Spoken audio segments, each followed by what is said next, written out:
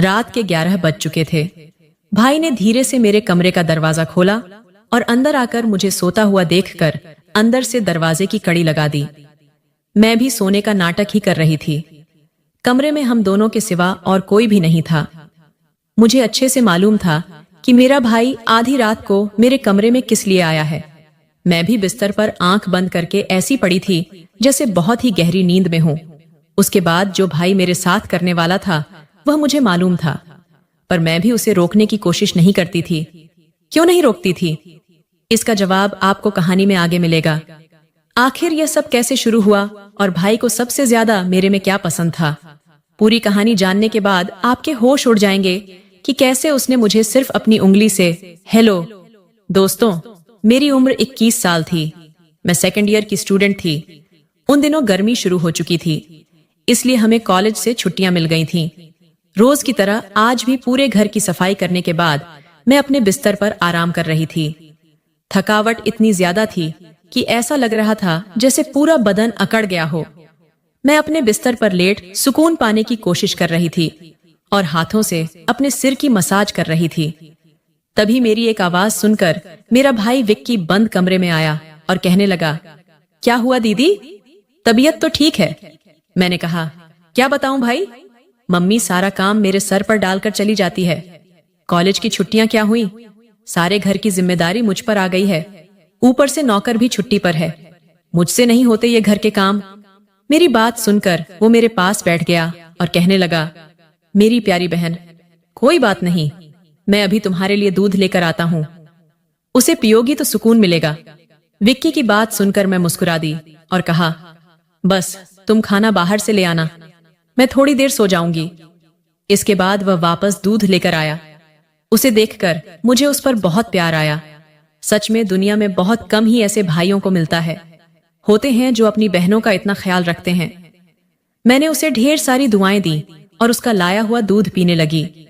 दूध पीने के बाद मैंने गिलास एक साइड पर रखा और लेट गई। विक्की कहने लगा, चलो मैं तुम्हारा सिर दबा देता हूँ, तुम आराम से सो जाओ। वो मेरे सिरहाने बैठ गया और अपने हाथों से मेरा सिर दबाने लगा। मुझे धीरे धीरे सुकून मिलने लगा और दर्द भी कम होने लगा। मैं आंखें मूंद कर सोने लगी और गहरी नींद में चली गई। मुझे पता ही नहीं चला कि घंटों तक मैं सोती रही। मेरी आंख मम्मी की आवाज से खुली। मैं हड़बड़ाकर उठी। सिर बुरी तरह बोझिल हो रहा था। घड़ी पर नजर डाली तो रात के 10 बज रहे थे। मुझे एकदम झटका सा लगा। बड़ी अजीब बात थी कि पापा ऑफिस से वापस आ चुके थे। शायद थकावट की वजह से मुझे वक्त का एहसास ही नहीं हुआ। जैसे ही उठकर 2 कदम चली, मुझे चक्कर आ गए। आंखों के आगे अंधेरा छा गया। अगर दीवार का सहारा ना लिया होता तो यकीनन गिर जाती। फ्रेश होकर बाहर आई तो देखा खाने की टेबल पर सब मेरा ही इंतजार कर रहे थे। मैं जाकर आराम से कुर्सी पर बैठ गई। विक्की मुझे देखकर मेरी प्लेट में खाना डालने लगा। फिर मम्मी से कहने लगा, मम्मी, अनु पर काम का बोझ थोड़ा कम डाला करें। अगर अन्नू नहीं आ रही है तो उसकी जगह किसी और को रख लें। ये बेचारी सारा दिन काम करके थक जाती है। देखे तो इसकी रंगत भी पीली पड़ चुकी है। मेरी हालत वाकई खराब हो चुकी थी। मैं बहुत थकी हुई महसूस कर रही थी। मम्मी और पापा दोनों ही जॉब करते थे, क्योंकि सिर्फ पापा की नौकरी से घर चलाना मुश्किल था। ऊपर से हमारी पढ़ाई के खर्चे भी कुछ कम नहीं थे, इसलिए मम्मी भी उसी कंपनी में काम करती थी जहां पापा नौकरी करते थे। मैं और विक्की कॉलेज जाते थे, मगर अभी गर्मियों की रेड्यूसेस से छुट्टियां थीं, इसलिए हमें घर पर ही रहना पड़ रहा था। मैंने ये बात नोट की थी कि पिछले कुछ दिनों से विक्की मेरे साथ कुछ ज्यादा ही जुड़ गया है। जब से मेरी छुट्टियां हुई थीं, वह मेरा बहुत ख्याल रखने लगा था। अगर मैं घर का कोई काम कर रही होती तो आकर मेरी मदद करने लगता। अगर मैं थक जाती तो मेरा सिर दबाने लगता। मैं उसे मना करती, मगर वह कहता, नहीं, तुम थक चुकी हो, इतना काम करती हो, मेरा हक है कि मैं तुम्हें सुकून पहुंचाऊं। मैं भी चुपचाप लेटी रहती। लेकिन एक रात जो कुछ हुआ उससे मेरे होश उड़ गए। क्या विक्की कभी ऐसा कर सकता है? उस रात मैं अपने कमरे में सो रही थी। आधी रात को मुझे महसूस हुआ जैसे कोई मेरे कमरे में आया हो। वह आहिस्ता आहिस्ता चलता हुआ मेरे बिस्तर के करीब आ रहा था। भले ही मैं सोने की कोशिश कर रही थी, मगर मेरा दिमाग पूरी तरह जाग रहा था। मैंने अचानक हड़बड़ाकर आंखें खोल दी। कमरा अंधेरे में डूबा हुआ था। जब मैंने चारों ओर देखा तो कमरे में कोई नहीं था, बस दरवाजा थोड़ा खुला हुआ था। मैं हमेशा सोने से पहले दरवाजा बंद करके सोती थी। फिर यह कैसे खुल सकता था? नींद से भरी आंखों से उठकर मैंने दरवाजे को बंद किया और लॉक कर दिया। फिर पलटकर बिस्तर पर सोने चली गई। मेरी आंखें बंद होते ही एक बार फिर मुझे किसी के चलने की आहट सुनाई दी, जैसे कोई मेरे बिस्तर के पास बैठ रहा हो। ऐसा लगा जैसे कोई अपना हाथ मेरी ओर बढ़ा रहा हो। डरते हुए मैंने पलट कर देखा, लेकिन वहां कोई नहीं था। घबराहट के मारे मेरी सांसें तेज हो गई थीं। मैंने तुरंत उठकर कमरे की लाइट ऑन की, दरवाजा खोलकर बाहर भी देखा, मगर वहां भी कोई नहीं था। आज से पहले ऐसा कभी नहीं हुआ था जो अब हो रहा था। मुझे प्यास लगी तो मैं कमरे का दरवाजा खोलकर बाहर निकली। उसी वक्त विक्की भी अपने कमरे से बाहर निकला। मुझे देखकर उसने पूछा, क्या बात है, आप अभी तक जाग रही हैं? मैंने जवाब दिया, कुछ नहीं, बस ऐसा महसूस हुआ जैसे कमरे में कोई मौजूद हो। पानी पीकर मैं दोबारा कमरे में आ गई और पीछे पीछे विक्की भी आ गया। उसने कहा, आपको डरने की जरूरत नहीं है। अगर आपको डर लग रहा है तो मैं आपके पास सो जाता हूं। मैंने उसे मना करते हुए कहा, नहीं, तुम्हें अपनी नींद खराब करने की जरूरत नहीं है। तुम अपने कमरे में जाकर सो जाओ। लेकिन वह जिद करने लगा, मैं आपको अकेला किसी भी हाल में नहीं छोड़ सकता। आपकी तबीयत खराब हो सकती है। मैं आपको तकलीफ में नहीं देख सकता। आप सो जाएं। मैं यहीं सो जाता हूं। आखिरकार मैं बेड पर जाकर सो गई। उसने तकिया उठाया और सोफे पर रखकर वहीं सो गया। उस रात मुझे ऐसा महसूस हुआ जैसे कोई मेरे सिरहाने बैठकर मुझे बहुत देर तक देखता रहा हो। उसने मेरे बालों को सहलाया, मेरे चेहरे पर उंगलियां फेरी और मैं सुकून से सोती रही। ये सब मुझे एक सपने जैसा लग रहा था। अगली सुबह जब मैं उठी तो मेरा मूड बड़ा अजीब था, लेकिन जब मैंने अपने भाई पर गौर किया तो मैं हैरान रह गई। शुक्र था कि मैंने अपने आप को दुपट्टे से ढक रखा था। मुझे हैरत हुई क्योंकि आज से पहले मैं कभी इस तरह इतनी गहरी नींद में नहीं सोई थी। आज मैं थोड़ी खुश भी महसूस कर रही थी, लेकिन इसकी वजह समझ नहीं आ रही थी। मैंने उससे पूछा तो उसने कहा, मैं तो रोज ही इतना खुश होता हूं। जिसे आप जैसी बहन मिल जाए वो क्यों ना खुश हो। घर के सारे काम निपटाकर जब मैं बैठी तो विक्की तेल लेकर मेरे पास आ गया। कहने लगा, अनु दीदी, अपने बाल खोल लीजिए, मैं आपके सिर में मसाज कर देता हूं।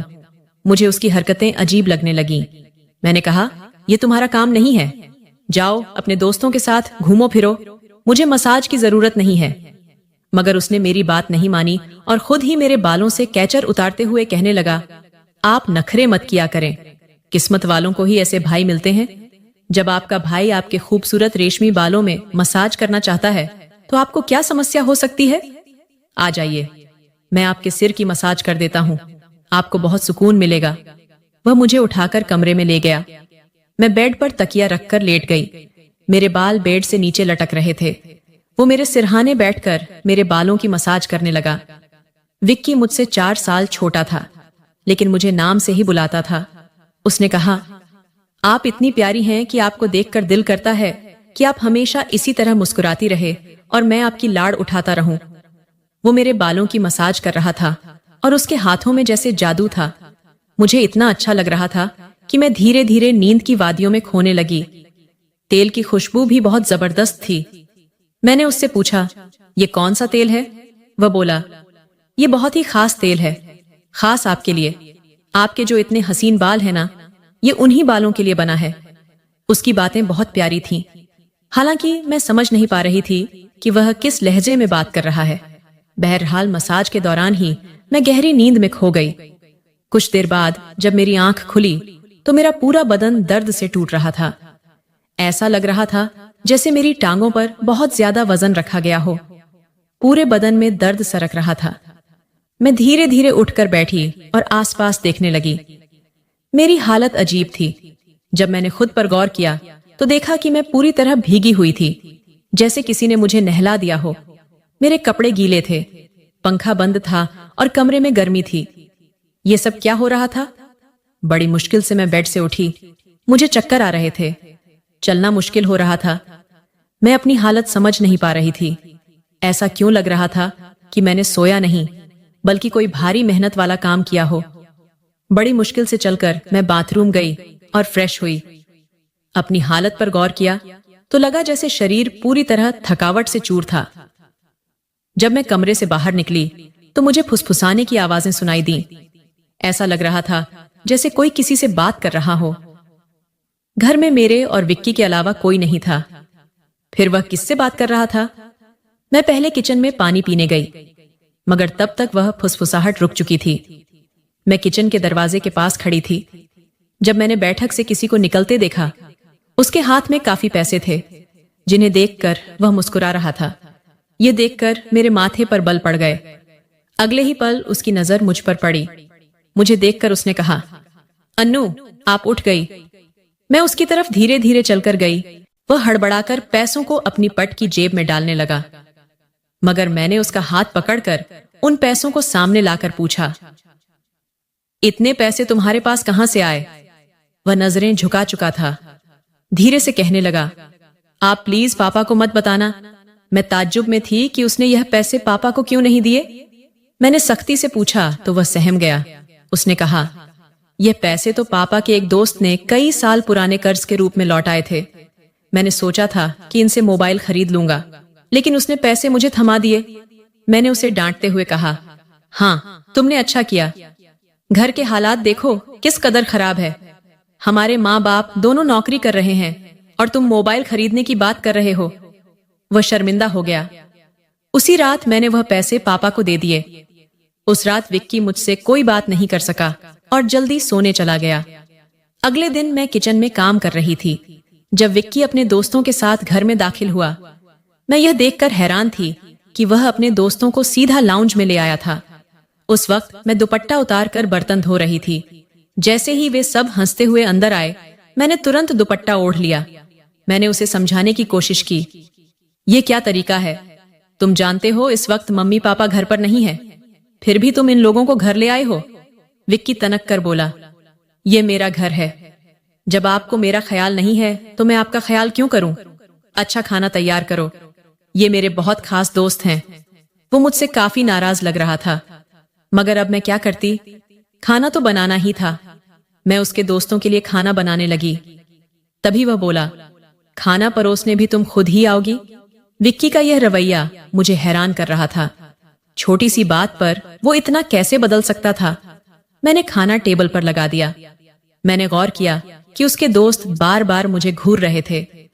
वे सभी विक्की की उम्र से बड़े लग रहे थे और अजीब तरीके से मुझे देख रहे थे, जैसे मुझे निगल ही जाएंगे। मैं डर कर अपने कमरे में चली गई और खुद को बंद कर लिया। जैसे ही वे गए, मैं विक्की पर फट पड़ी, दोबारा तुम्हारे ये दोस्त इस घर में नजर नहीं आने चाहिए। मगर वह अगले ही पल मेरे गाल थाम कर कहने लगा, इतना गुस्सा कहां से आता है? वे दोबारा नहीं आएंगे, लेकिन आप इस बारे में मम्मी पापा को कुछ नहीं बताएंगी। विक्की के इस बर्ताव से मैं परेशान हो गई। वह कभी प्यार जताने लगता था तो कभी चिढ़ने। बहरहाल मैंने हामी भर दी और अपने कमरे में चली गई। मुझे विक्की की हरकतें दिन ब दिन अजीब लगने लगी थीं। उस रोज भी जब मैं अपने कमरे में आराम करने के लिए सोई तो अचानक मुझे अपने पैरों पर किसी के हाथ महसूस हुए। मैंने चौंक कर आंखें खोली तो देखा कि विक्की मेरे पैरों को अपनी गोद में रखकर मसाज कर रहा था। मैंने तुरंत उसे ऐसा करने से मना किया, मगर वह कहने लगा, मैं जो कर रहा हूं मुझे करने दो। इस घर में एक मैं ही हूं जिसे आपकी इतनी फिक्र है। मम्मी पापा को तो काम से ही फुर्सत नहीं है। मैं भी थक चुकी थी। आंखें बंद की और सोने लगी। विक्की के हाथों की मसाज से मुझे नींद आ गई, लेकिन जब मेरी आंख खुली तो मेरे होश उड़ गए। मेरा सिर बुरी तरह चकरा रहा था। बिस्तर की चादर बिल्कुल बेतरतीब हो चुकी थी। बिस्तर पर एक शर्ट और एक मेल परफ्यूम पड़ा था। यह सामान किसका था? मैं कुछ बोल नहीं सकी। मेरे सिर में इतनी तेज दर्द था कि मैं फिर से बिस्तर पर गिर गई। ऐसा लग रहा था जैसे किसी ने मुझे बेहोशी की दवा पिला दी हो। पास में फुसफुसाने की आवाजें आ रही थीं, मगर कौन बोल रहा था ये मैं पहचान नहीं सकी। मुझे सिर्फ विक्की की आवाज सुनाई दे रही थी। ऐसा लग रहा था जैसे वह मेरे कमरे में मौजूद हो और मुझे उठाने की कोशिश कर रहा हो। कुछ देर बाद जब मेरी आंख खुली तो सारा दृश्य मेरी नजरों के सामने घूमने लगा। मैंने सबसे पहले बेड की तरफ देखा, जहां पहले शर्ट और परफ्यूम पड़े थे। मगर अब वहां कुछ भी नहीं था। आज फिर मेरी हालत बहुत अजीब थी। मैं कोई बच्ची नहीं थी जो यह सब कुछ समझ ना पाती। घर में मेरे और विक्की के अलावा और कोई नहीं था। फिर मेरे सोने के बाद ऐसा क्या होता था कि मेरा पूरा शरीर पानी से नहला दिया गया हो। सिर्फ इतना ही नहीं, मेरा शरीर दर्द से चूर था और रंगत भी बिल्कुल पीली पड़ चुकी थी। दिन ब दिन विक्की मेरे करीब आने की कोशिश कर रहा था, मगर मैं हर बार कोई ना कोई बहाना बनाकर अपने कमरे में चली जाती थी। मेरे दिमाग में अजीब अजीब से विचार आने लगे थे। तबीयत भी काफी खराब रहने लगी थी। मेरी हालत देखकर माँ भी परेशान हो गई। उन्होंने कहा कि वह अगले दिन ऑफिस से छुट्टी लेकर मुझे डॉक्टर के पास ले जाएंगी ताकि पता चल सके कि मुझे क्या समस्या है। उस रात मैं बार बार उठ रही थी और ठीक से सो नहीं पाई। अगले दिन मेरे माता पिता हमेशा की तरह अपने काम पर चले गए। मुझे लगा शायद उन्हें मेरी परवाह नहीं थी। आखिरकार मैं खुद ही डॉक्टर के पास गई। वहां अल्ट्रासाउंड से पता चला कि मैं गर्भवती हूं। यह सुनकर मेरे होश उड़ गए। आखिर यह सब मेरे साथ कौन कर सकता था?